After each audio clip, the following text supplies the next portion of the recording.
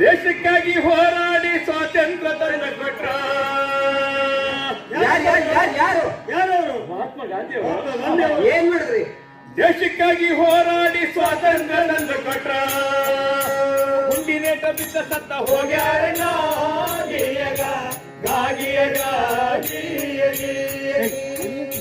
ಗಾಂಧಿಯವರು ಗುಂಡಿನೇಟ ಬಿದ್ದ ಸತ್ತ ಹೋಗ್ಯಾರಣ್ಣ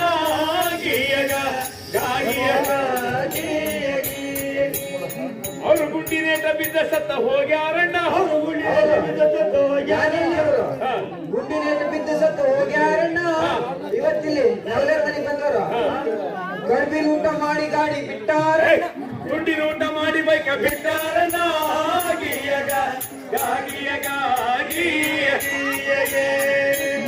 ರಾಣಿಬಾಯಿ ಕಿತ್ತೂರ ಚೆನ್ನಮ್ಮ ತಾಯಿಯೇ, ರಾಣಿಬಾಯಿ ಕಿತ್ತೂರ ಚೆನ್ನಮ್ಮ ತಾಯಿಯೇ, ಬ್ರಿಟಿಷರ ಯುದ್ಧ ಮಾಡಿ ಗೆದ್ದಾರಣ್ಣ.